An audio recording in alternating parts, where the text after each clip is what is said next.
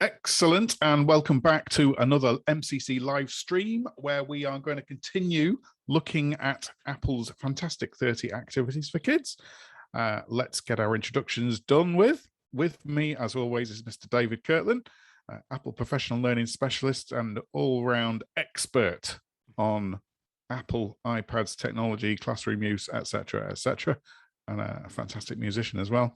My name is Richard Child. I'm the Education Manager for MCC Digital. We are an Apple authorized education specialist helping schools with our Apple technology up and down the country. And we are going to continue our series. We're going to look at some more of these activities. So David, what goodies do you have in store for us today? So we're going to go back to the 30 creative activities for kids, and we're going to have a look at a few of the different activities today. So a little bit more drawing as we get there, but we're going to explore a little bit of color science to start with. So let me jump into the activities. Let's have a look and see what we have. So I'm back in Apple Teacher in the Learning Resource Center, and I'm looking at the first 30 activities for kids. So we're going to start off now with number 6 today. And this is See Color in SloMo. So this is a good one. It can get a little bit messy, but it's good for younger children to start exploring color science and seeing how colors mix together and what we can create and capturing that evidence. So again, a nice simple one just to get children talking and explaining what they're seeing here. But we're just going to use the camera on the iPad. And the camera has all sorts of different options to it, from just taking photos and videos to being able to do time-lapse recordings. We're going to use the built-in SloMo option this time here. So in front of me, I've just got a glass of water and I've got some food coloring, and we're going to drop those in there and we're going to record the effects as that kind of mixes into the water. So let's jump out of our options, and I'm going to go to let me just stand up my iPad. And I'm going to go to my camera tool here. So just opening up the camera. There we are. So there's my glass of water. Now we have those options down the right-hand side here. So I'm on photo at the moment. I've got a video option. And I'm going to go a little bit further. And there's my SloMo. So I'm just going to frame that so we can see the glass of water quite nicely. Now I've just got some nice simple food coloring here. I've got a red one and a blue one. And we're just going to use some of these. And I'm just using a simple pipette here, so just something that's lets me drop it in. So actually I have some beard oil, that one, but lots of pipettes that we can find around as we go in. So without trying to make too much mess, let's have a go here. So I'm going to get some of this red food coloring, and I'm going to try and time this now. I'm going to hit record as I drop some of these into the water, and let's see what we end up with.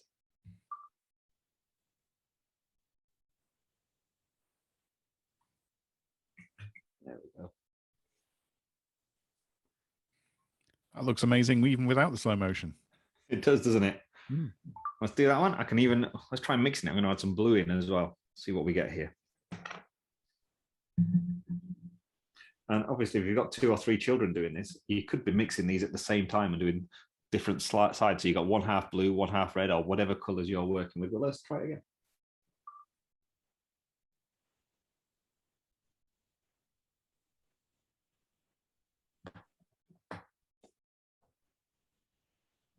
So nice and simple ways of just recording what we're doing there. But let's go and have a look at these videos here. I'm going to go to the first one, actually, I think. And if we play that back, see what's happening in slow motion. And it just gives a bit more time for the children to be able to kind of see what's happening, explain the processes, try the different things. It does look really nice in slow motion, though. You could experiment with all sorts of backlighting effects and things, couldn't you? Torches and dark. Yeah, amazing. Shine light liquid always looks good. So that's another thing you could do there with different colored gels and seeing how that works as well. But of course, this is just a video. So it's really simple now to take these into iMovie and add a voiceover explanation so the children can then talk about what's happening here. And we can even mix them up. You can stir them around. You can do all sorts of things with this now. But just that option to be able to record in slow-mo is quite a nice one, really. It gives us lots of things that we can experiment with here. We've done it with just water, but you could try different liquids and dropping things in there. You could do it on different surfaces. You can do all sorts of things here. But it's just a nice little starting point to see what happens with this. Let's try the blue one.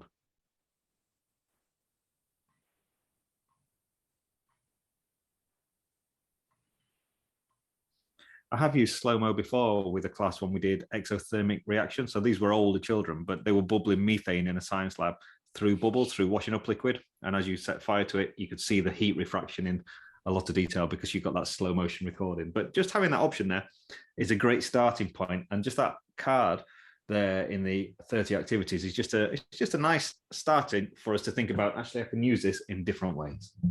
So a really simple task there, something just to get us going and doing something slightly differently. So that was activity number 6, seeing color in slow motion.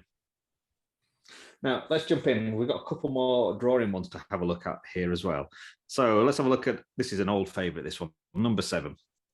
And this is all about emojifying your mood. So this is a great starter activity. It's all around that idea of well-being and mental health, as well as developing some drawing skills here. So there's a few ways you could do this, and it's all about being able to draw an emoji. Now, emojis are popular with children anyway, but being able to create our own and represent feelings and our thoughts is quite a nice little task.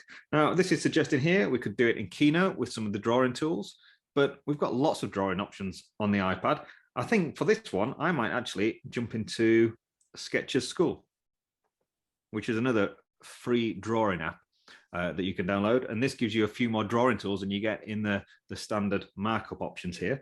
But this is a lovely app worth having a look at. And of course, anything you kind of practice with this here, you could translate into the real world with pen and paper and different options there. But let's create a blank canvas. And we have our different pencils and paintbrushes down the left-hand side. We've got our colors over here. We can do our emojis, whatever color we like. It's always interesting what colors the children pick, whether we go for pinks and blues and oranges and so on. I'm going to go for yellow, which is a fairly traditional emoji color. And we've got different tools.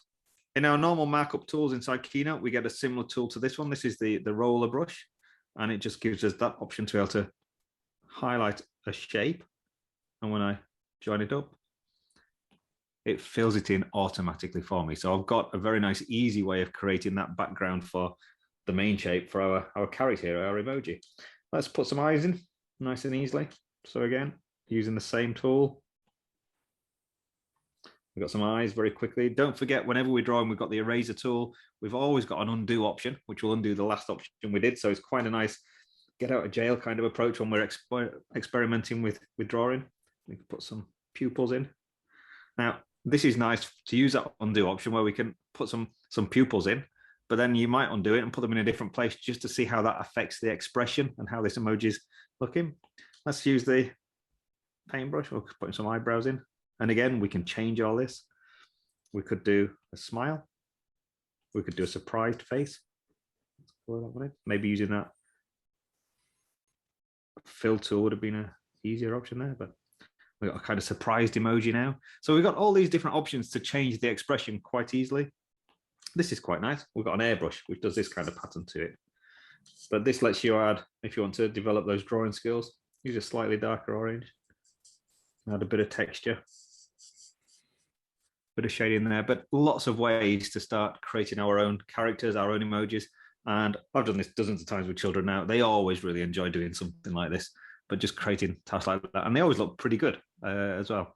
So again, nice, simple task, really easy one to go with there.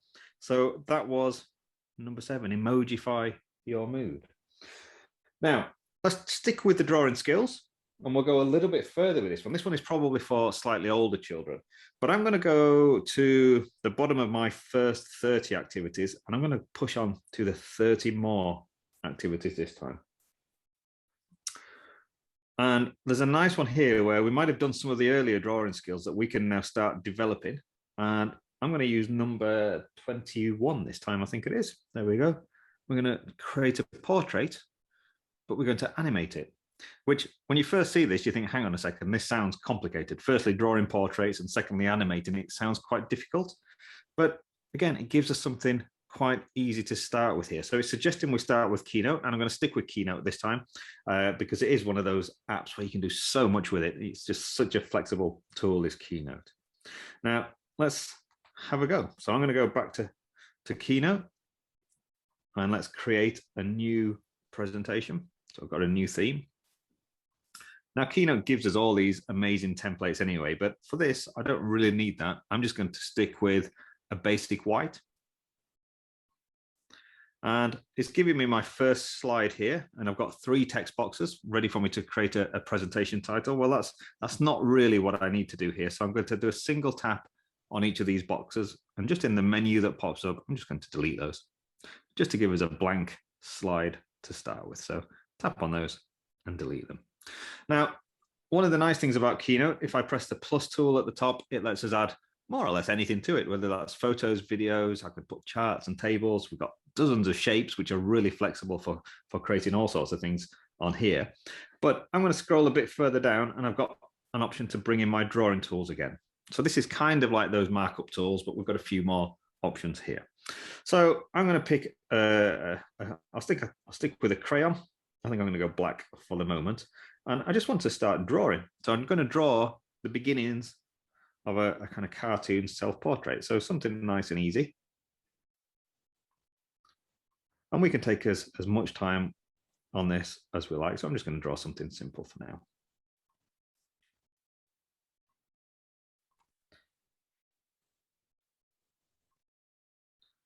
Oh, I'll put the beard on if it's going to be vaguely like a self-portrait. Instantly recognizable, David. That'll be it.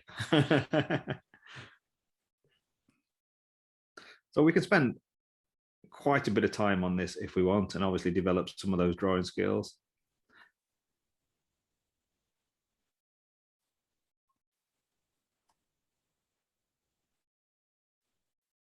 So nice and simple really at the moment, but obviously we can spend as much time as we like. Let's join these bits up. And maybe we could, I think I'll color some of this in. I'll use a thicker tool here, change the opacity to have a different color to it. Let's draw something.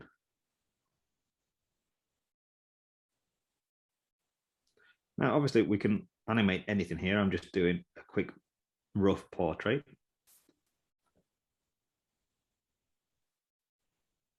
But once we've kind of developed those skills, we can apply it to all sorts of things.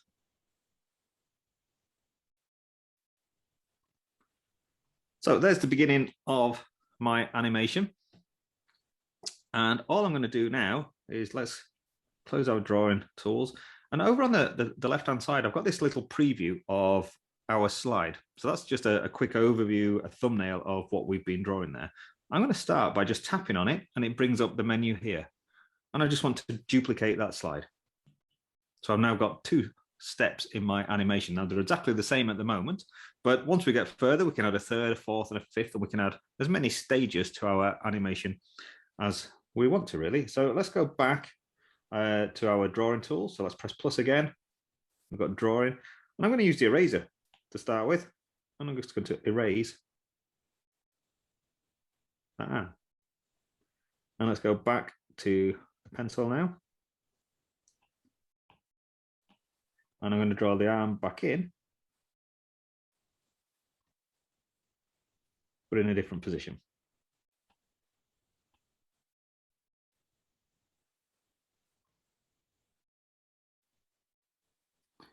So I've now got 2 steps. If I just flick through these 2 thumbnails, there's the beginning of our animation.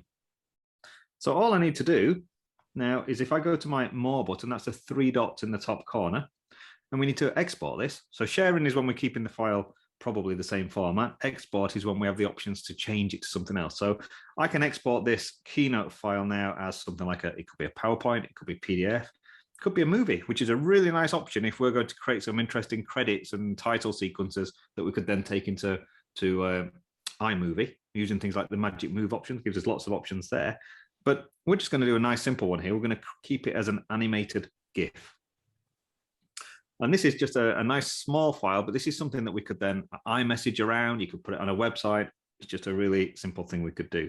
Now, we could do a narrative, a story tale here, but these animations are also quite useful for telling process. So it could be things like splitting cells or as seeds germinate, could be anything really. So we've got a few GIF options when we do this. It says, what size do we want to do it? Well, sticking with XL is probably worthwhile doing. We do need to be careful here. It says, hang on a minute, slide range. So we just need to go and specify this because at the moment we're exporting the selected slide only, which is number 1. So we're exporting slide 1 to slide 1. That's not going to animate. That's going to be a standard still slide. So we do need to make sure we change the slide range from 1 to 2, or if we've got more slides, 1 to 4, 1 to 5, however many slides are in our animation. And we have a time here for how regularly we want it to switch between these two slides. So how long is it displaying each frame for? So this is a bit less than half a second, which is probably okay. And if I press export, you can see there it's giving us a preview of look, and we can just share and we could send that straight to a text message. Oh, I'm going to save it to my images. And let's just check. It should be there sat with all my photos now. Let's go back to my photos. There it is, down at the bottom. So there's my first little animation, just 2 steps. I could have changed the expression on the face. I could have moved the eyebrows at the same time. There's all sorts of things we could do to this, but a really simple, easy way of creating animations on the iPad.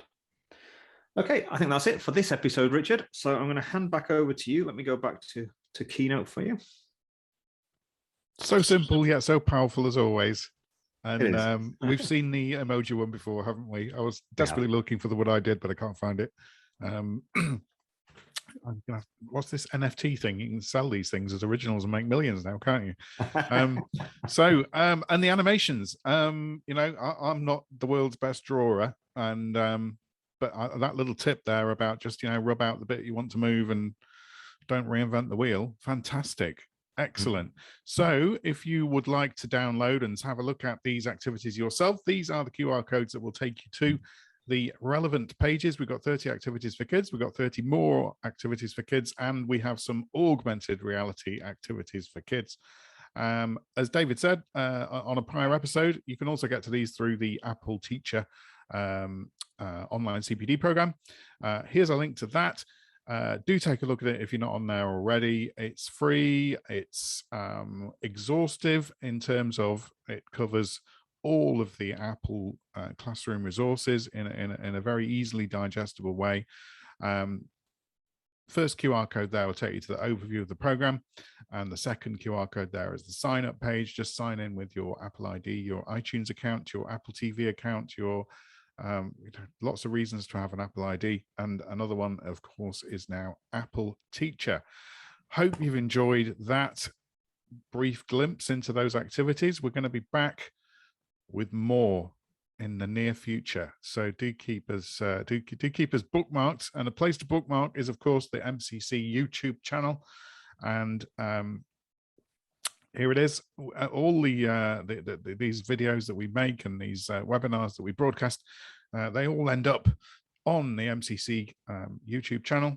The QR code there will take you to the relevant page, and there is a growing library now covering coding, creating, Apple Teacher.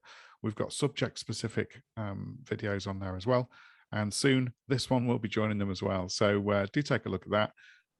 Dip in and out as you please.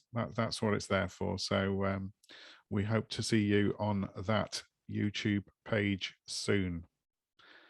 Thank you very much. We'll be back. What have we got next time, David? We've got a little bit more drawing, and we're going to do a little bit of music. We're going to have a look at some loops and remixing your own songs. Fantastic. Can't wait. We'll see you soon. Thank you very much. Bye-bye.